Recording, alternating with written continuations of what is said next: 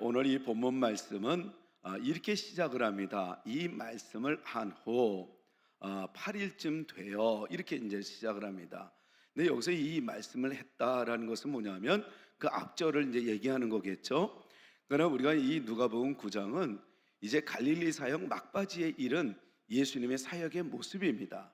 그러니까 막바지라는 것은 뭔가 좀 급하기도 하고 뭔가 중요한 것을 남겨야 될 그런 상황이지 않겠어요? 그러니까 예수님이 이제는 막바지에 9장으로 오면서 이제는 내가 갈릴리의 사역은 이제는 끝나는구나.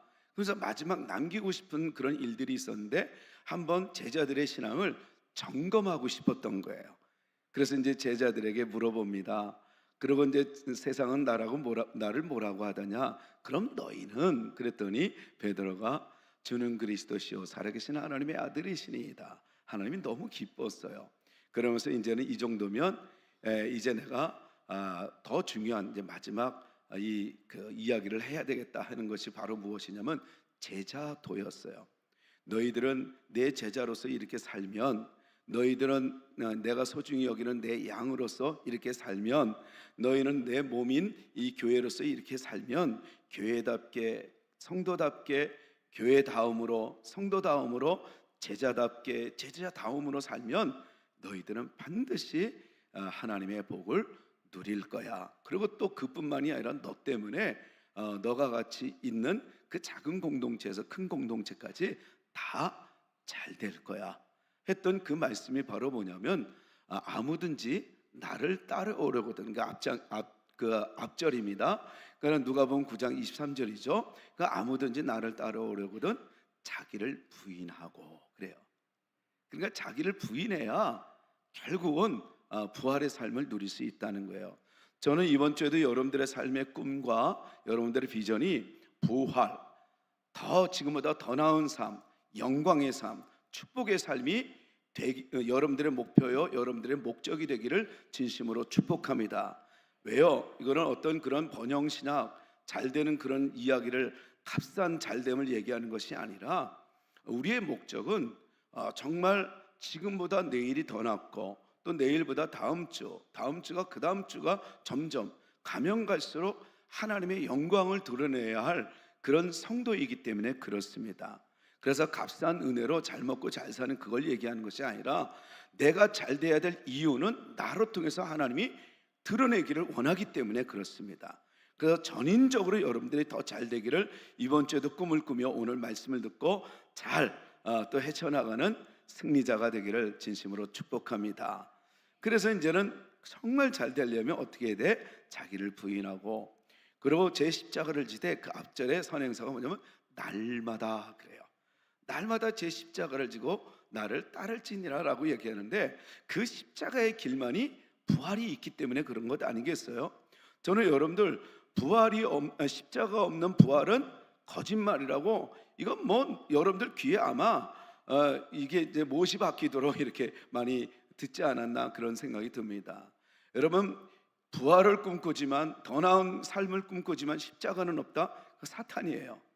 왜냐하면 마태복음 4장에 예수님을 미혹할 때 사탄이 어떻게 했어요? 너 하나님의 아들이잖아, 다 알아요. 너 능력 있잖아, 다 알아요. 너 이제 여기에 모든 사람들을 구원하러 왔잖아, 다 알아요. 너 하나님이잖아, 다 알아요. 그러니까 모든 걸 다 알아요. 그러니까 어떻게 하면 유혹을 해야 될까? 이 권세자를 유혹할 수 있는 유일한 거, 그는 인간의 몸으로 왔기 때문에 이 기회를 놓치지 않았던 거예요. 그게 바로 뭐예요? 돌로 떡덩이가 되게 하라는 거예요. 능력 있게. 그리고 성전에서 뛰어내어 버리는 거예요. 한번 나한테 절하면 세상을 주겠다는 거예요. 여기에 숨겨놓은 함정이 있죠. 그게 바로 뭐예요? 굳이 십자가는 지지 말라 이러는 거예요. 넌 능력 보여주면 사람들이 너 안 믿겠니? 너 안 믿을 사람 누가 있겠어? 그 정도로 돌로 그냥 떡덩이가 되게 하는데 다 믿지. 아마 여기 예배 드리는 여러분들 이 돌로 떡덩이가 되도록 하나님의 능력을 여러분들이 보고 여러분들의 삶 속에 경험하면 십자가 안 져도 부활의 삶을 바로 느낄 수 있다면 부활의 삶을 선택하지 않겠어요?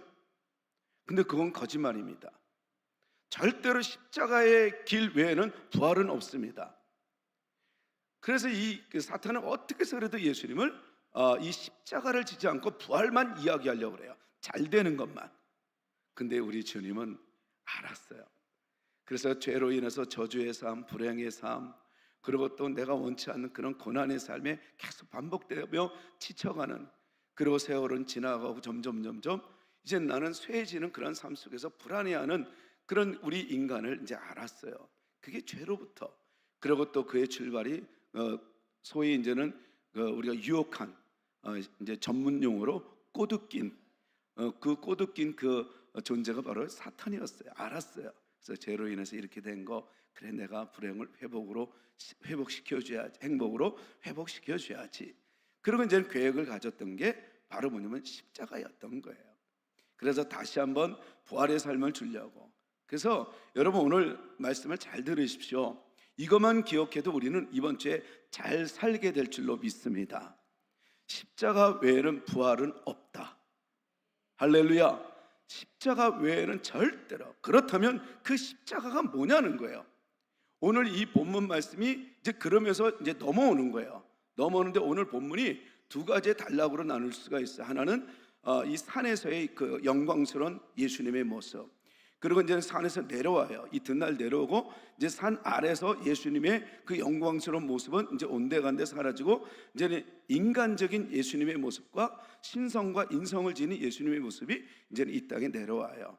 거기서 일어났던 사건들, 그러니까 산 아래서의 영적 전쟁, 그리고 산 위에서의 영광스러운 영적 세계, 영적 세계와 영적 전쟁을 이렇게 이제는 오늘 본문이 이야기합니다. 그런데 이 제자도 가장 잘 되는 길은 십자가의 길을 가야지만이 부활의 삶을 누릴 수 있다는 이 명확하고도 명료한 하나님의 이 부활의 삶, 축복의 삶, 행복의 삶, 이 만족의 삶을 이 명료하게 얘기했던 그 이야기를 어떻게 풀어나가는가, 이렇게 이야기한 바로 내가 누군지를 아니, 그걸 얘기하는 게 오늘 본문이에요. 그러면서 28절에서 36절까지 그 산에서 영광스러운 모습을 보입니다. 이거는 예수님의 그 3년 동안의 그 사역 중에 단 한 번밖에 안 보였던 그 영광스러운 이 변모하는 모습.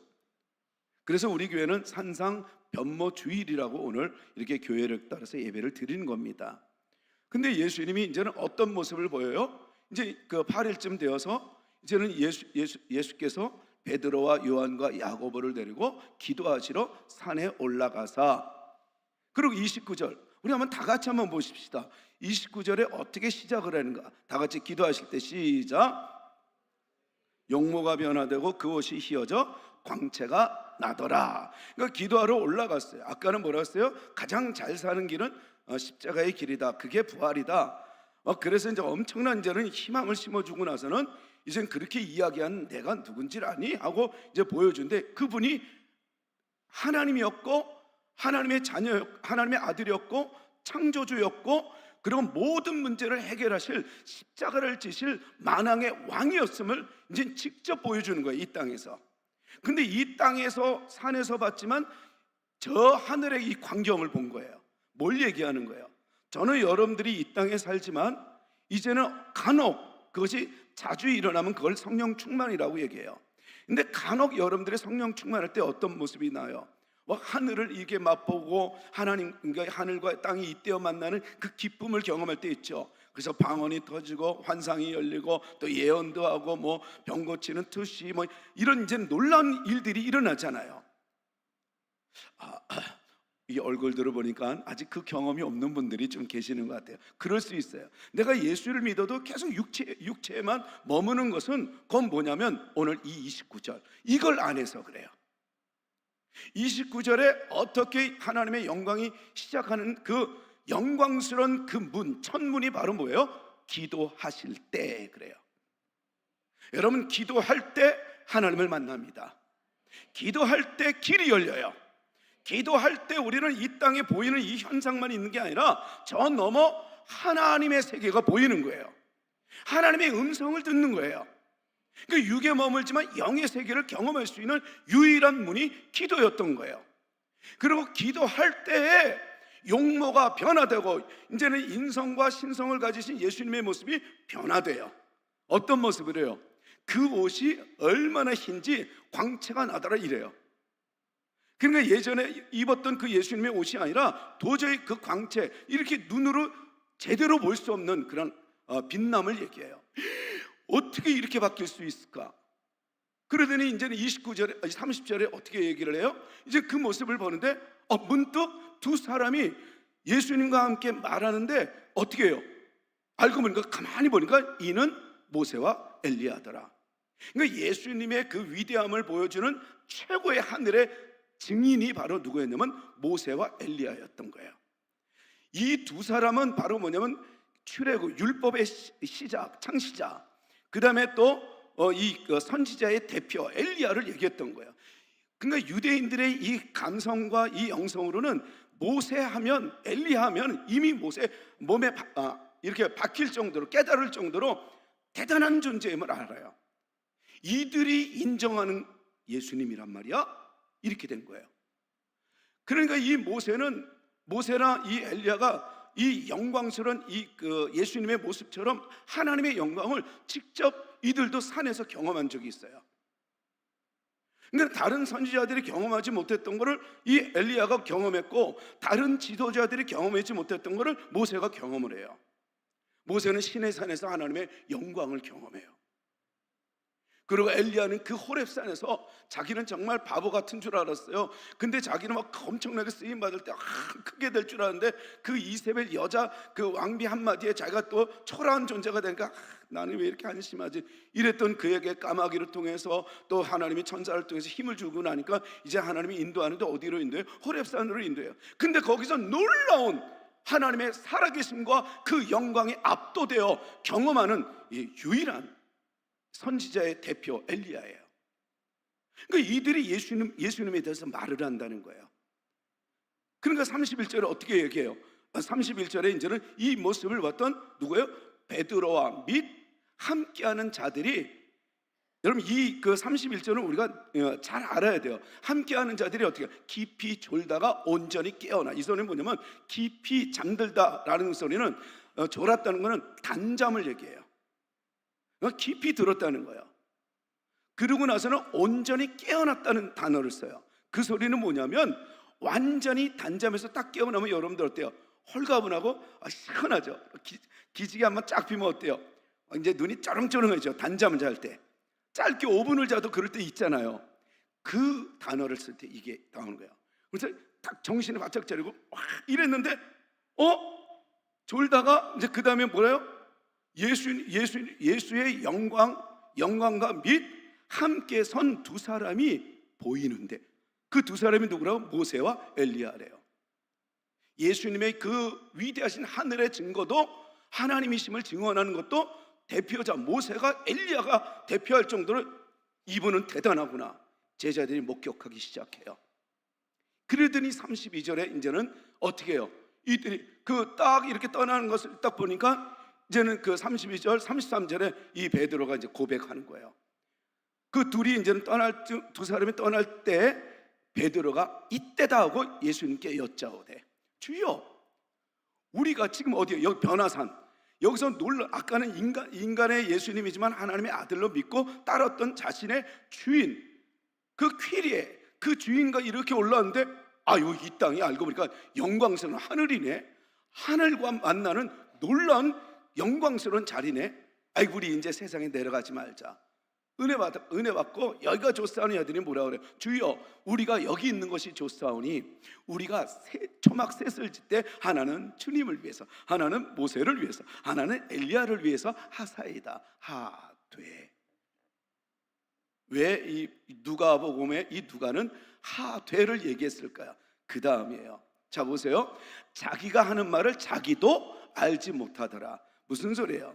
자기가 막 이렇게 흥분해갖고 막 우리가 여기서 사는 게 더 좋사오는데 자기가 뭔 말인지도 몰라요.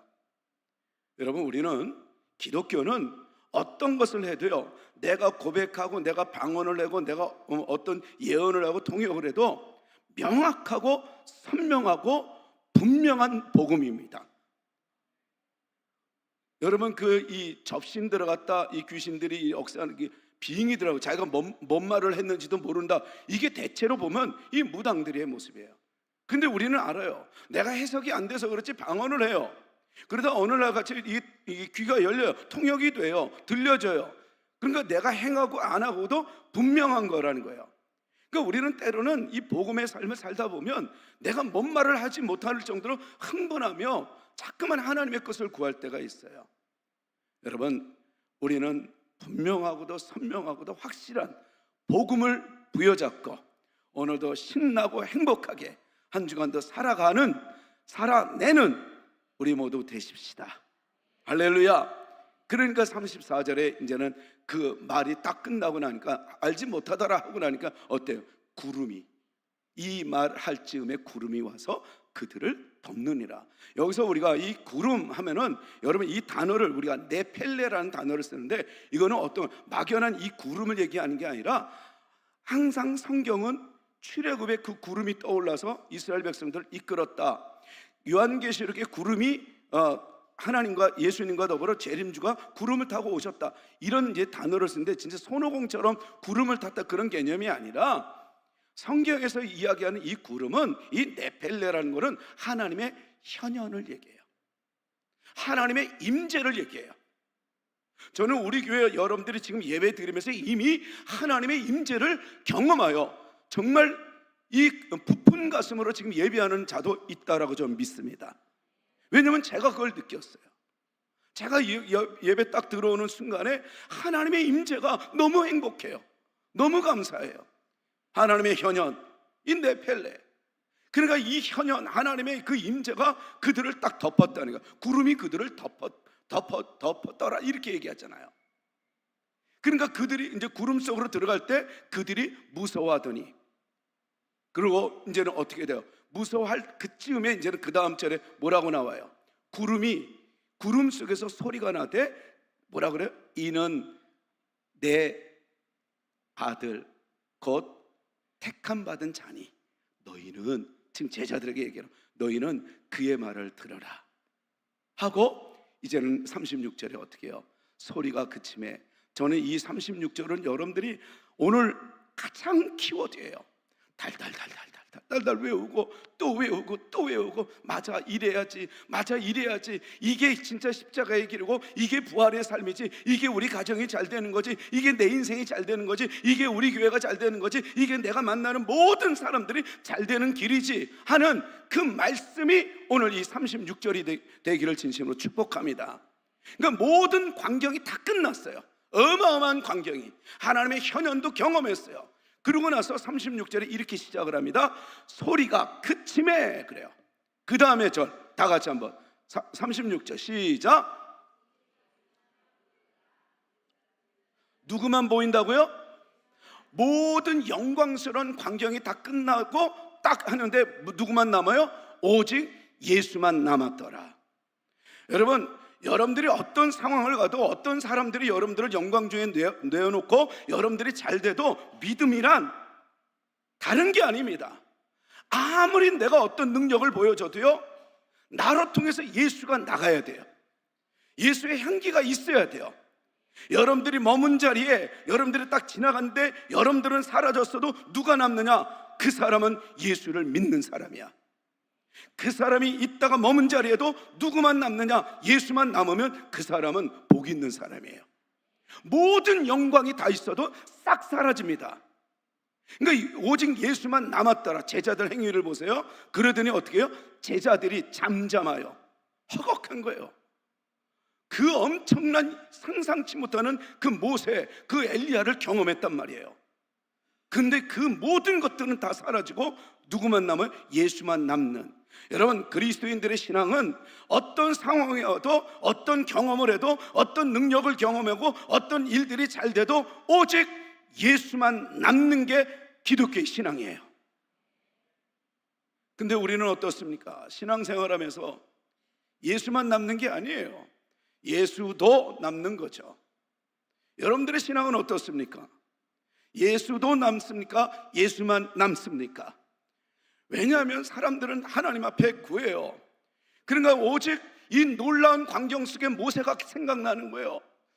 놀라운 광경 속에서 그 선지자, 그토록 우리가 존경했던 그 엘리야가 생각나는 거예요. 이건 뭘 반증해요?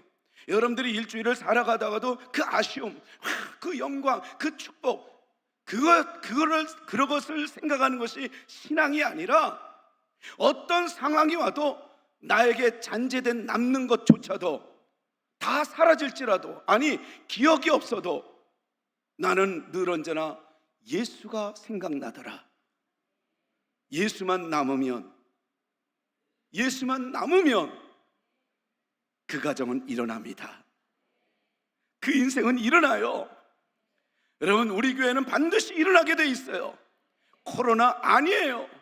이제는 하나님을 두려워하는 나에게는 그 화려한 모세, 화려한 엘리야가 아니라 나에게는 오직 다 사라지고 내가 딱 눈에 떠보니까 예수만 남더라 라고 하는 그 사람들이 오늘 이 시간에 예배하고 있잖아요. 여러분들로 인해서 하나님은 더 영광을 받게 될 줄로 믿습니다. 우리는 회사를 다녀요. 우리는 사업을 해요. 누구를 만나요? 어떤 일들 해요. 열심히 살아요. 근데 거기에 나의 노고가 기억나요. 나의 수고로움이 기억해요. 그게 신앙이 아니에요. 나는 열심히 했고 열심히 이겨내려고 애를 썼고 했지만 결국은 나는 죽고 예수로 남는 그 사람이 하나님의 사람이고 그 사람이 부활의 영광의 주인공이 되는 거예요. 그러더니 잠잠하여 그 본 것을 무엇이든지 그때는 아무에게도 이르지 아니하니라, 이렇게 얘기를 해요. 그러니까 너무 위대한 이 광경 속에 엘리야, 모세는 생각도 안 나는 거예요. 그러니까 여러분들이 어떤 상황이 와도 다른 것은 생각이 안 나고 예수만 생각난다면 여러분들은 복이 있는 사람이에요. 이번 주에도 오늘도 예배를 딱 끝났어요. 끝나는데 딱 남는 게 예수만 남더라. 맞아, 오늘 예수만 남더라. 그것만 남아도 여러분들은 이번 주에 그 이정표가 여러분들을 지키실 거고 안내할 거고 여러분들을 보호해 주실 겁니다. 할렐루야. 이게 이제는 영광스러운 그 광경이에요. 여기서 놓치지 말아야 될 이 두 단어, 여러분 두 문장. 하나는 기도하실 때 영광스러운 하나님. 사실은 기도하지 않아도 얼마든지 영광스러운 이 모습을 보일 수 있는 하나님이었어요. 근데 이 하나님마저도 우리에게 요구하는 게 뭐예요? 기도해야 하늘이 열린단다. 기도해야 너의 문제가 하나님이 풀어준단다. 기도해야 우리에게는 언제나 영적 세계를 경험할 수 있다라는 거예요. 육으로 살지만 영으로 경험되어지는, 또 영을 경험하는 영의 세계를 볼 수 있는 저와 여러분들 되기를 진심으로 축복합니다. 축복합니다. 그러면서 여러분들 이 31절에 영광 중에 나타났어요. 모세와 엘리야가. 그러더니 어떻게 해요? 영광 중에 나타나서 장차 예수님이 어떻게 돌아가실 줄 알아요? 예루살렘에서 별세하실 것을. 여기서 이 별세라는 거는 뭐냐면 엑소돈이라는 단어를 써요. 엑소돈. 이거는 뭐냐면 엑소시스트, 다시 말해서 출애굽을 얘기하는 겁니다. 다시 말해서 있는 그 불행에서 거듭남을 얘기해요. 그러니까 다른 세계로 바뀐다는 거예요. 저는 여러분들 불행의 세계에서 행복의 세계로, 저주의 세계에서 축복의 세계로, 여러분들 정말 좌절과 절망의 세계에서 희망과 은혜의 세계로 바뀌는 것은 바로 이 별세, 예루살렘에서 별세하실 예수님에 대해서 말하는 이 두 증인들의 말씀처럼 예수님은 바로 우리를 그렇게 다른 세계로 옮기기 위해서 십자가를 지러 이 땅에 오셨다는 이야기예요. 주님을 붙잡으십시다. 나를 위해서 별세하시는 하나님, 나를 위해서 나의 죽음을 진짜 죽이려고. 그래서 내 죽음이 사망이 나를 지배했는데, 근데 그 사망을 죽이고 이제는 새 생명의 존재로 이끄시는, 별세하시는 하나님, 별세시키시는 하나님, 다른 세계로 이끄시는 하나님. 이번 주에도 웃음이 있고 신남이 있고, 그 다음에 뭔가 일이 꼬이든 안 꼬이든 상관없이 정말 흡족한, 흐뭇한, 주님만 생각하면 눈물이 나고 주님만 생각하면 감사가 넘치는 또 다른 이 땅에 있지만 다른 세계에 살아가는, 영의 세계, 은혜의 세계, 축복의 세계, 기쁨이 있는 정말 미소의 세계로 살아가는 여러분들이 되시기를 축복합니다. 잊지 마세요. 기도해야 된다는 거예요. 기도해야 영광이 열린다는 거예요. 그래서 여러분, 이 레오나드 레브닐이라는 이 영국의 복음 신학자, 얼마나 복음주의인지 몰라요. 그분이 이렇게 얘기해요. 하나님께 무릎을 꿇는 사람이 사람들 앞에서도 당당하게 선다 그래요. 그러니까 그리스도인들의 일상은 자신을 비우는 삶이어야 한다는 거예요. 여러분, 기도는 나를 죽이는 거예요. 내가 하나님 앞에 나가지만 나는 없고 이제 하나님의 사람인 내가 되는 거예요. 그래서 우리는 매일 자신을 내려놓음으로써 하나님께서 우리를 주장하시도록 무릎을 꿇어야 한다는 거예요. 그리고 무릎을 꿇는다는 것은 기도한다는 의미도 있지만은 이 삶의 모든 주권이 하나님께 있음을 고백하는 전적으로 맡기는 그런 행위입니다. 그래서 우리 기도는 바로 뭐예요? 영광스러움을 여는 그 기도인 것처럼 우리에게 기도는 바로 하나님을 만나는 문이었고, 그래서 이 기도는 한마디로 날마다 자존심을 버리고 하나님께 굴복하는 항복 연습이에요. 저는 여러분들이 날마다 항복 연습하는 기도자가 되기를 바랍니다. 항복을 연습해야 돼요. 저는 하나님 앞에 집니다. 그게 기도예요. 나를 죽이는 거. 무릎을 꿇는 사람은 주님께서 주관하시는 그 삶 속에서 정말 넉넉히 삶을 이겨낼 것입니다. 그리고 오늘 이 본문이 또한 우리에게 주시는 이 메시지는 한마디로 뭐예요? 이제 오직 예수만 남더라라는 것. 한마디로 이것은 그리스도인들의 이 부름은 한마디로 뭐예요? 예수로만 살아가는 존재라는 거예요. 그래서 그리스도인으로서의 소명, 그리스도인으로서 여러분들이 이렇게 부르심을 받은 것은 자기 합리화, 자기 확신, 자기 사랑을 드러내는 게 아니라 자기 부인이었던 거예요. 자기 부인으로 살게 하려고 우리를 부르신 거예요. 옛날에 죄된 나의 옛 모습을 부인하게 하려고. 그래서 하나님이 나를 부르셨다라는 것은 자기 부인이어요. 자기 드러냄이 아니라. 저는 그렇게 되기를 진심으로 축복합니다. 그러니까 삶의 모든 영역에서 예수가 드러나도록 하나님은 우리를 부르셨어요. 그리고 우리가 사는 것 같지만 하나님으로 살게 하려고 우리를 부르시고 지키시고 보호하신다는 것을 잊지 마십시오. 또한 그 다음에 이제는 이 놀라운 세상이 바뀌어요. 그 어마어마한 하늘의 영광의 세상이 딱 끝나자마자 37절에 이제는 이튿날 산에서 내려오니 큰 무리가 맞을세이라고 얘기해요. 다시 말해서 예수님이 산에서 내려오니까 어마어마한 사람들이 몰려 있는 거예요.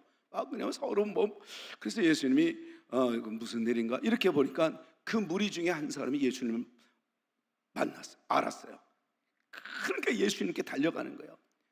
선생님, 주여가 아니라 선생님, 청컨대 내 아들을 돌보아 주옵소서. 이는 내 외아들이니이다.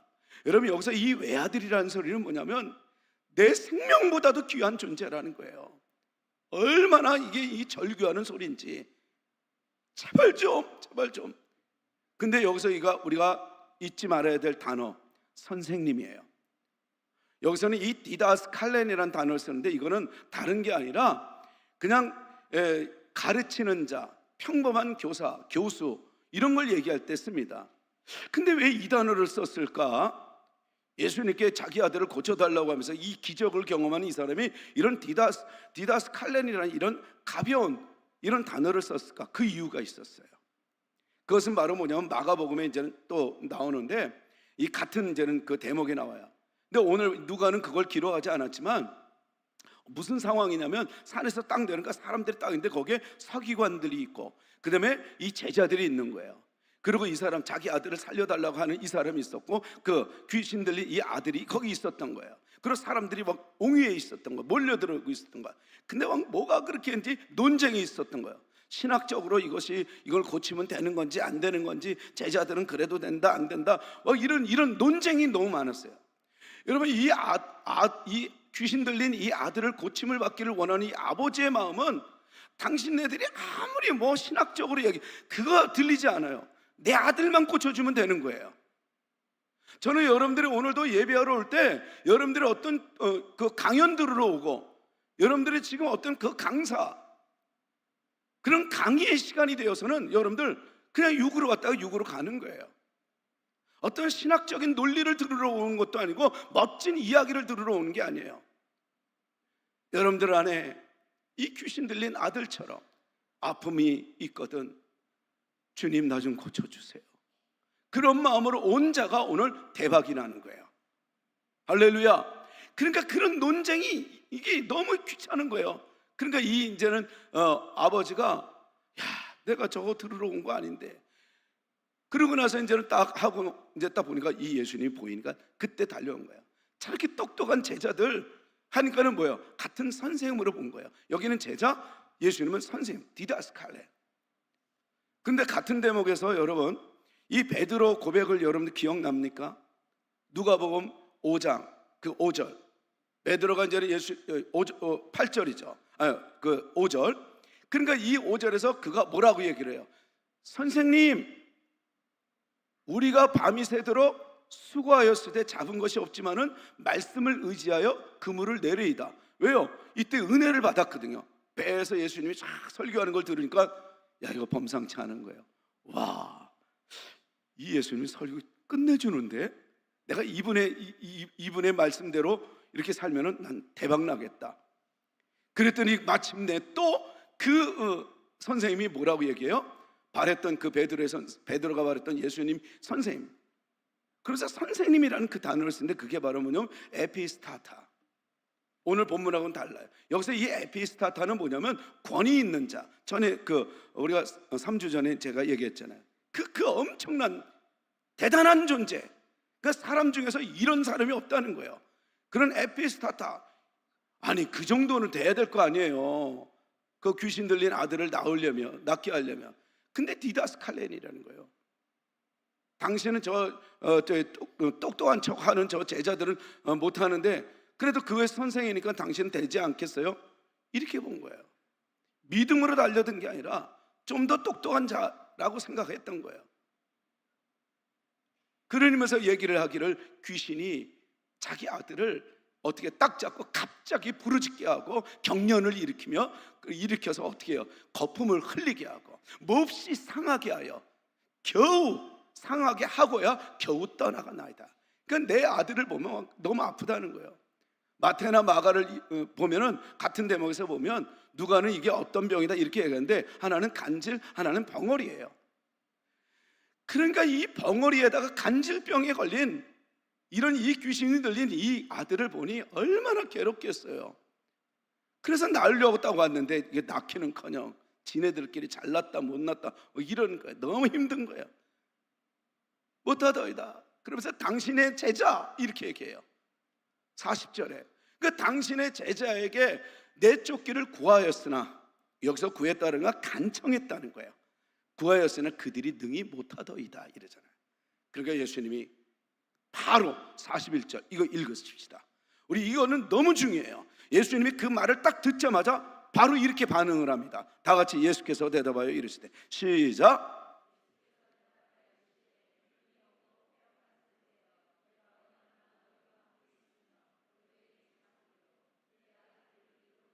여기서 이 믿음이 없고 패역한 세대라고 하는 그 질책을 받는 그 대상이 바로 이 아버지, 그리고 또 이 아들 속에 있는 이 귀신들, 귀신과 귀신을 들린 이 아들. 사실 아들은 뭔지 몰라도 그 자리에서 있었기 때문에. 그 다음에 무리들, 그리고 서기관들, 제자들이에요. 그러니까 얼마나 더 내가 너희들과 함께 있으며 너희에게 내가 찾느냐, 이 소리는 뭐예요? 내가 얼마나 더 많이 보여줘야 너희들이 나를 믿을 수 있겠느냐. 그리고 나를 디다스칼렌이 아니야. 그러면서 시몬 베드로가 에피스타다 최고 좋은 사람, 이분하고 있으면 난 대박 날 거야 이럴 줄 알았는데 진짜 대박이 나는 걸 보고 이제는 만선을 보고 어떻게 해요? 퀴리에 주여 나를 떠나서서 나는 죄인으로서, 비로소 주인이라고 얘기했던 것처럼 우리 주님은 나는 너희들의 삶의 주인이야, 퀴리에야, 이걸 얘기하고 싶었던 거야. 그러면서 이제는 그 아이를 내게로 데리고 오라. 데리고 오니까 마지막까지 귀신이 어떻게 해요? 그 아이를 붙잡고 어떻게 해요? 거꾸로 들이고 심한 경련을 일으키게 하는지라. 그러니까 예수님이 데리고 오라 그랬는데 귀신이 그렇게 장난치니까 귀신은 거기까지만 해요. 그러니까 그 더러운 귀신을 꾸짖으시고 아이를 낳게 하사 그 아버지에게 다시 어떻게 해요? 도로 주시니 그러잖아요. 우리 주님은 가정을 회복시키십니다. 우리 주님은 우리의 삶을 회복시키시는 분입니다. 주인이시여요. 디다스 칼렌에 머무는 게 똑똑한 자가 아니라는 거예요. 그걸 보여주려고 믿음이 없는 이 폐역한 세대요, 언제까지 내가 너희들에게 퀴리의 주인이 되겠느냐? 어떻게 해야 너희들에게 내가 주인이 될 수 있겠느냐? 이걸 얘기했던 거예요. 오늘 예배하는 여러분들, 우리 주님이 여러분들 정말 좋으신 분으로 머물지 말고 창조주, 여러분들의 삶을 어찌어찌 충분히 이끌고 보호하고 영원롭게 하실 만왕의 왕, 여러분들의 삶의 주인으로 섬기시기를 축복합니다. 축복합니다. 그 사람이 오늘 이 삶의 대박을 누릴 수 있다는 거예요. 그리고 딱 주니까 이 43절을 여러분들이 외웠으면 좋겠어요. 여러분, 우리의 삶에 여러분들 때문에 이런 일들이 일어나게 되기를 기대합니다. 왜요? 주님은 지금도 우리와 함께 하시기 때문에. 그래서 이 사람들이 주님의 그 행함을 보고 이제는 43절에 어떻게 놀래요. 다 같이 한번 시작.